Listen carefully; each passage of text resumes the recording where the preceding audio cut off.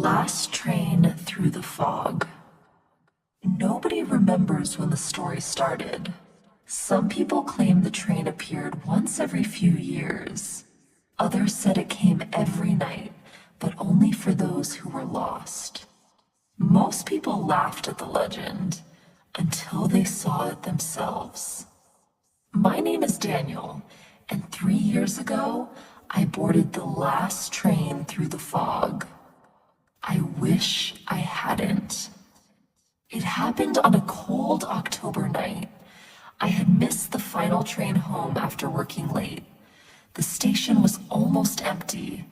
Only a few flickering lights remained on. The electronic schedule showed no more departures. The next train wouldn't arrive until morning. I sighed and sat down on a bench. Rain tapped softly against the station roof. The clock showed 11:57 p.m., 3 minutes before midnight. I pulled out my phone. No signal.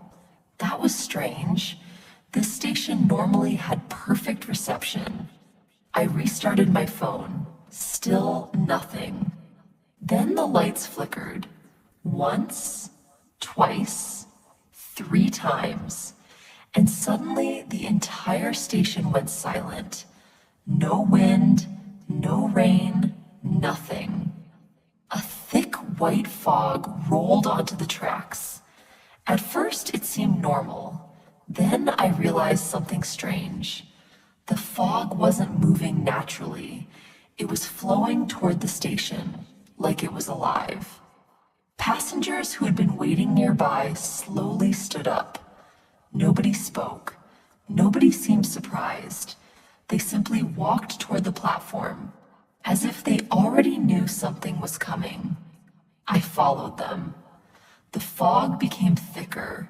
Soon I could barely see 10 feet ahead. Then I heard it.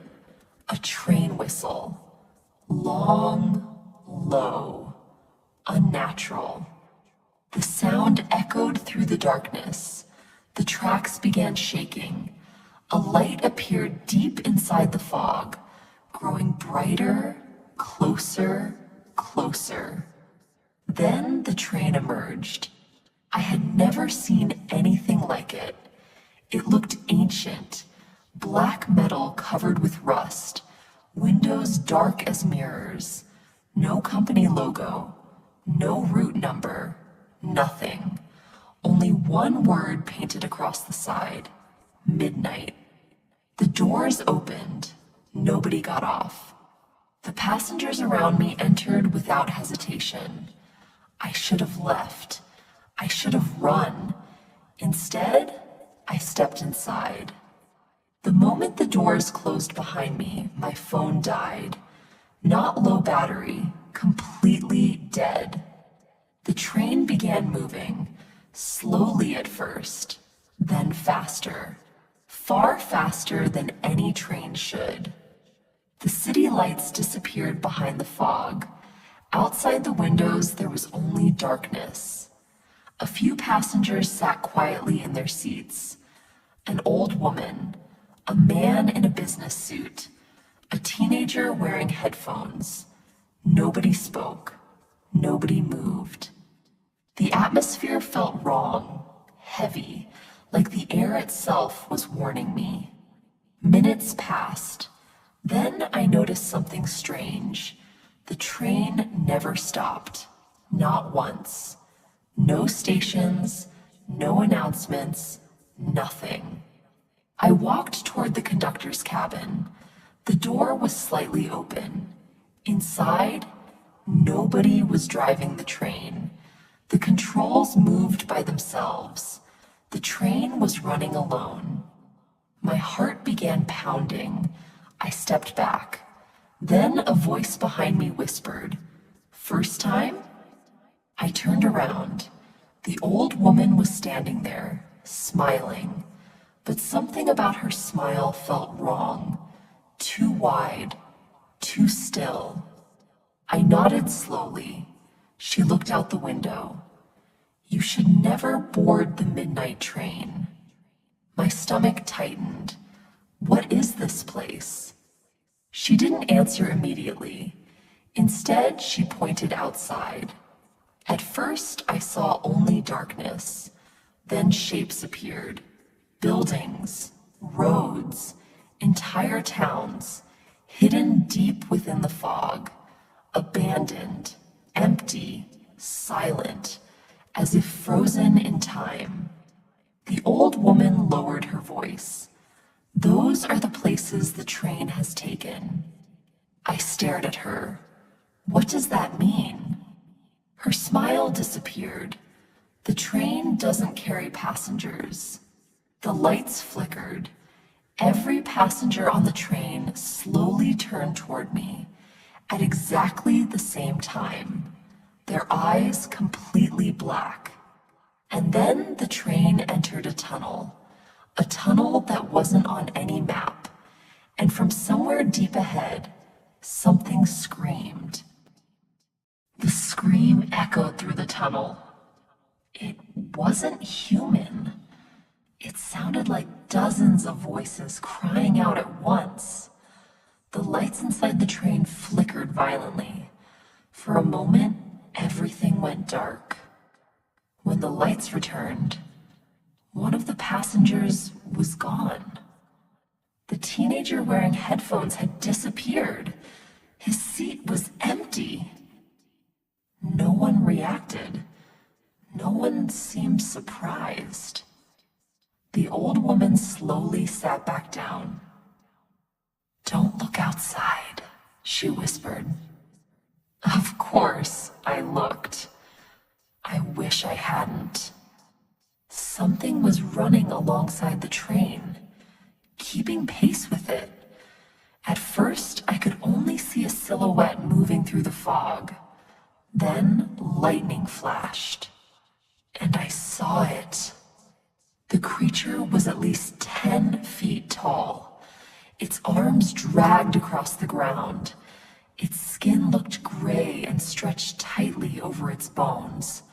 But the worst part? It had no face, only a smooth white surface where its eyes and mouth should have been. The thing turned toward my window and started smiling. A smile appeared across its blank face, growing wider and wider and wider. The train accelerated. The creature accelerated too. Then it slammed into the side of the train. Boom! Passengers screamed. The windows cracked. The lights exploded above us. Emergency lights switched on. Red. Everything turned red. The train shook violently. Then another impact. Boom! Something was trying to get inside. I ran toward the next carriage. Several passengers followed me.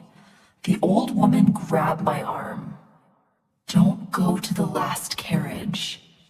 "Why?" Her face turned pale. "Because that's where they keep them." Before I could ask what she meant, the door behind us slowly opened. A freezing wind filled the carriage. Darkness waited on the other side. Then we heard footsteps, slow, heavy, coming from the final carriage. One passenger started crying. Another began praying. The footsteps grew louder, closer, closer. Then a figure appeared.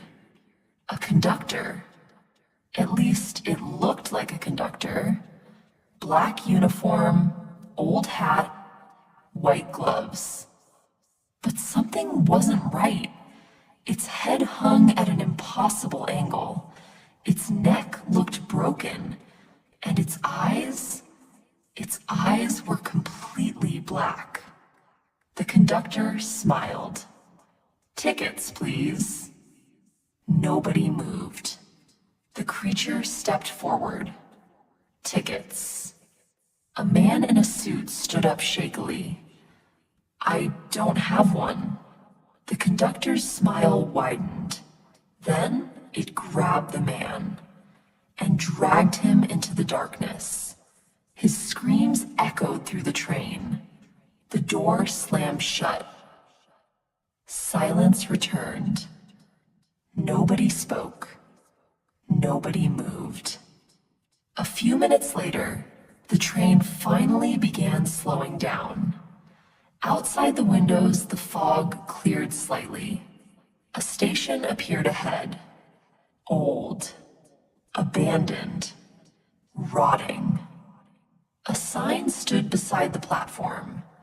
The letters were faded, but I could still read them. Final stop. The passengers around me started panicking. The old woman grabbed my shoulder.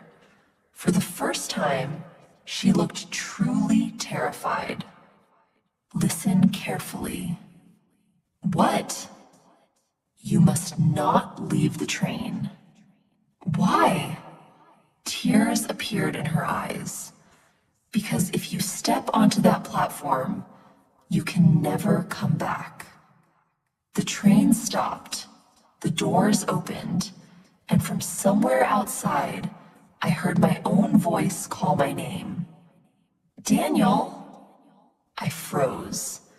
The voice came again, closer this time. Daniel, help me. Slowly, I looked through the window. Standing alone on the empty platform was me, covered in blood, staring directly at the train and smiling. To be continued.